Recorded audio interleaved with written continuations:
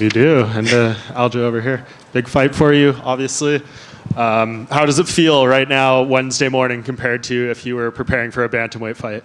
It's, man, it's night and day. You know, we were talking about the weight cut. I was like, it's almost laughable for me. It's still not easy, but compared to what I was doing before for so many years, this is almost like a cakewalk. Obviously, I don't want to underplay it. It's still going to be a tough weight cut 'cause I'm still super lean.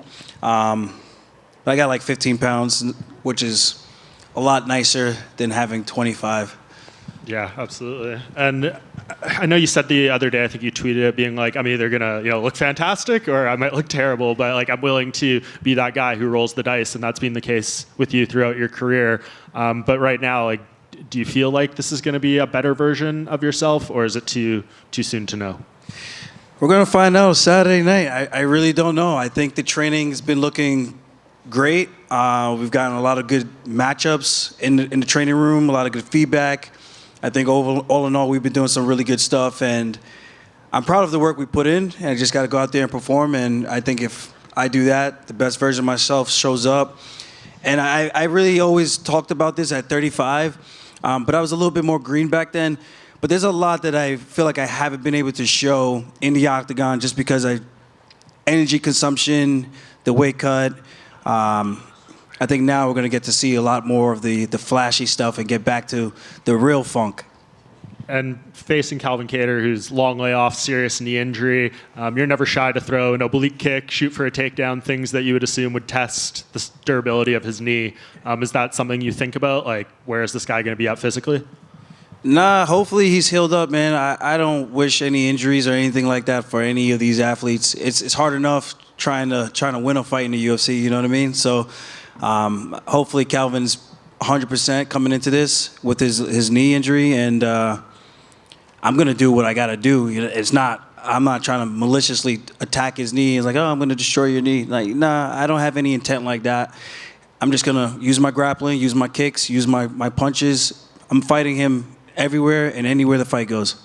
And where does a win here kind of put you in this division, do you think? Do you think there's any chance with Max doing this BMF fight, Volkanovski potentially wanting to take some time off? Could you backdoor your way into a title shot with one win? I think so. I think if Max goes out there, he wins. I think I go out there and I win and I look good doing it. Ilia Topuria already said what he said. He said there's no challengers, so why not just skip the line instead of getting in the tough gauntlet of a queue. The UFC, they do what they want, right? So if they offer you a title fight, you'd be kind of crazy to tell them no. So if I go out there, do my job, I look good on a huge, massive card, I think the rest will take care of itself. Aljo right here. Just even outside of fight camp, is just life better in general? Not having that massive weight cut to 135, even when you're not preparing for a fight. Yeah, stupid questions don't irritate me as much. So it's a lot nicer. I could talk to my friends and family. I'm in a group chat and they're like, "Wow, you're talking on a Monday?" I'm like, "Yeah, it's." He's like, "145 hits different." I'm like, "Yeah, very, very different. It's night and day. It's not even comparison. Like normally, on this Wednesday, I would need to be about 145 pounds in order to be in striking distance. This morning I was 154.2. So it's kind of, like I said, I don't want to underplay it, but it just feels like, I don't want to say cakewalk, but it's a lot easier, nicer, and I can enjoy life a little bit more, which I think will give me some longevity in the sport a little bit more than 135. Back in the day when Dustin made the jump from featherweight to lightweight, he said it took maybe a fight or two to feel like an actual lightweight rather than just a featherweight that stopped cutting weight to get to lightweight. Do you feel like an actual featherweight in there, or do you still kind of feel like just a bigger bantamweight? I don't know. I'm not going to know until I get in there with Calvin. I mean, I've been sparring with big 45ers, Julian Erosa, Dennis Bazookia, Anthony Delemy, Kai Kamaka, Danny Gay. I've been getting some good rounds. Timmy Kwamba, who just got signed. And these guys they're not small dudes. So I like to think I've been having some pretty good rounds, some pretty good looks. And I think that gives me the confidence, I do think Calvin might look at me like, oh, it's the little guy coming up. But this little guy is strong, so we'll see. I don't think he's overlooking me. I'm not overlooking him. I think this is a tough fight for both of us, and it just comes out to who shows up on the night.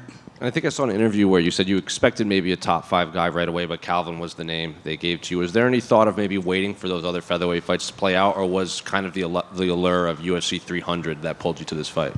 Definitely UFC 300.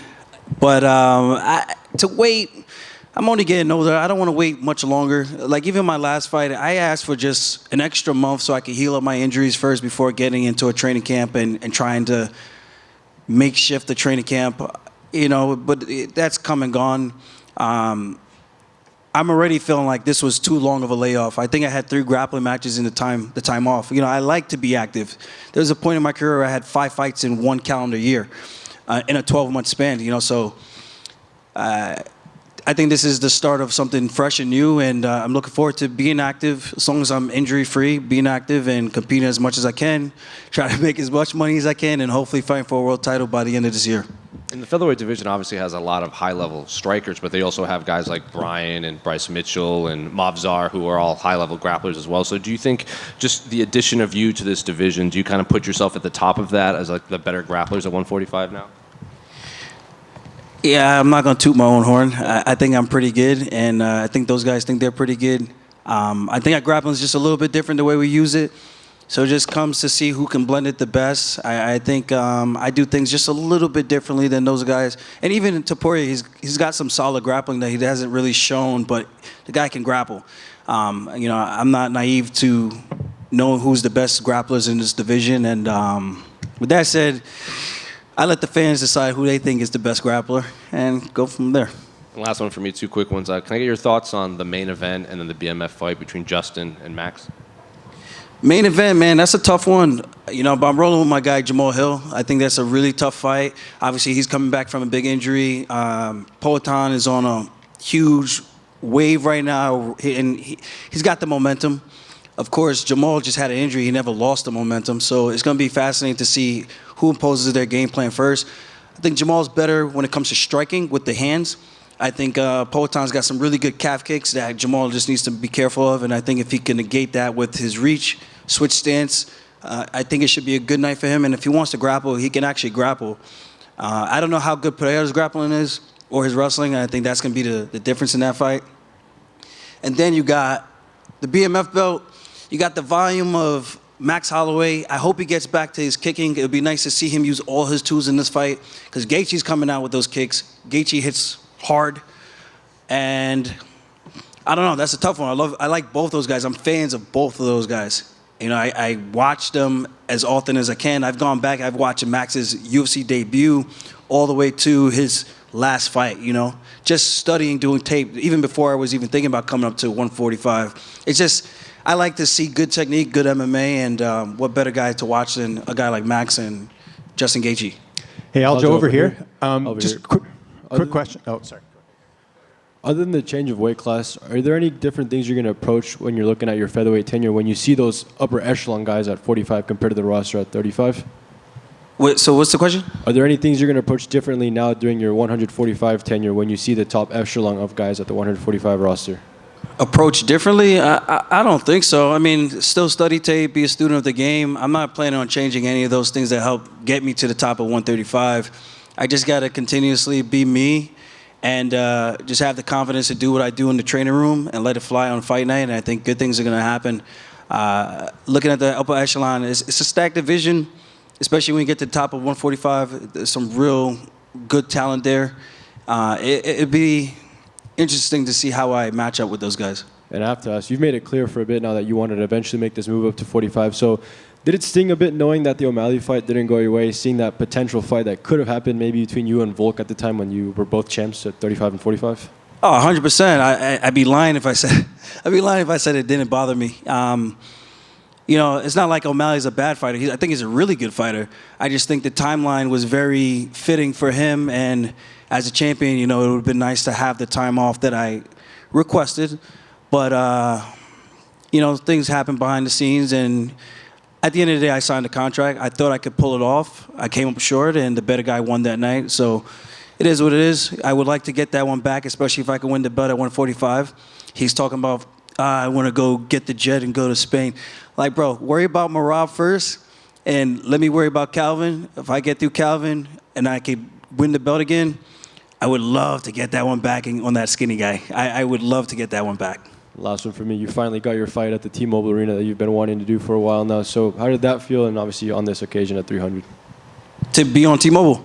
Yeah. First time fighting T-Mobile. I fought at Mandalay Bay twice. My UFC debut. Ronda Rousey versus Sarah McMahon. Daniel Cormier versus Patrick Cummins.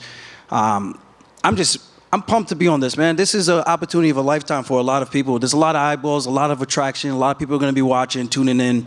And if I go out there and I show out, it just opens up a lot more doors, even from what I have open now. And we all know how the sport is what have you done for me lately? So if I go out there and do my job in a good way, I think it opens up a lot of opportunities for myself. Aljamain over here. Were you ever offered a rematch at 135 after losing the title? Because you had a lot of title defenses. No, I was not. Unfortunately, was not. I did ask for it, but I was told, we can't do that. So yeah. It's just, I don't know. I just look at championship reigns a little bit differently.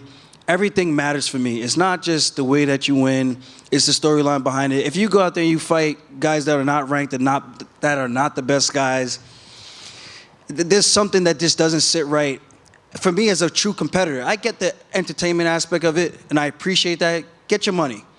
But to try to say you're the best or you're fighting the best challengers of all time, that's the part that kind of rubs me the wrong way when it comes to anybody, not even just O'Malley.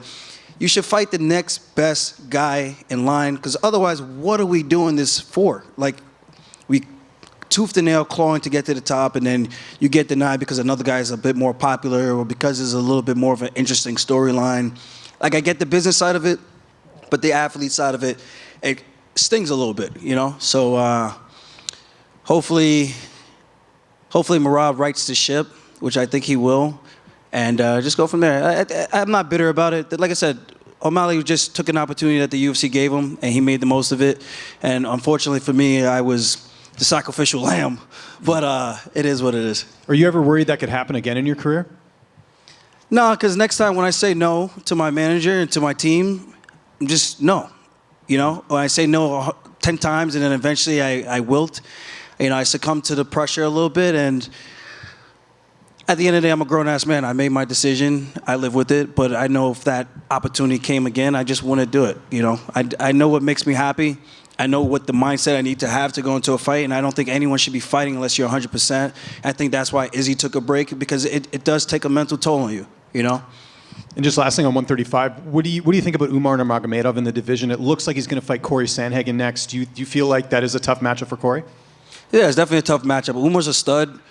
Corey's a stud as well. I think the striking aspect is going to play out, because I don't know if Umar's going to be able to get Corey down as easily.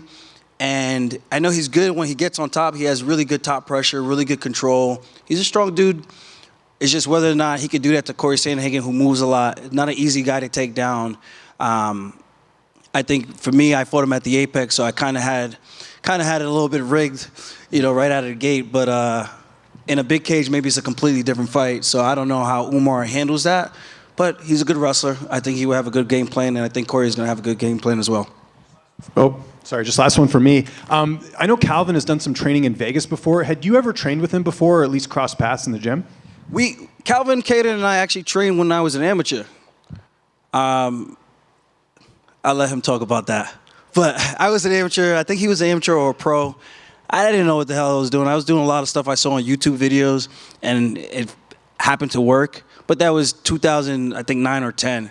So we haven't gotten the chance to train again. I would have loved to. I always thought I was going to fight his teammate, Rob Font.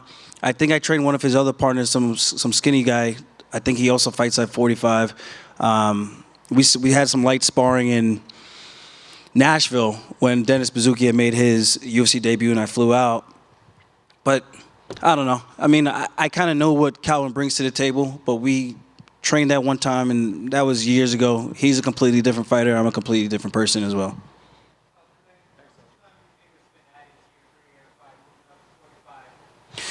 I mean, honestly, I think I could fight to 40 if I really wanted to, the way I'm feeling. Will I do that? Hopefully not. Fighting at 40 just seems like everything just hurts. Leg kicks hurt. Everything hurts just so much more. It takes a lot longer to heal the older you get. You don't bounce back the same. Yeah, We'll see. We'll see. I definitely think I got a little bit more in the tank now. We'll see how this fight goes, and then I can make an educated decision on how much longer I want to do this. It's gonna be sad. Sad song.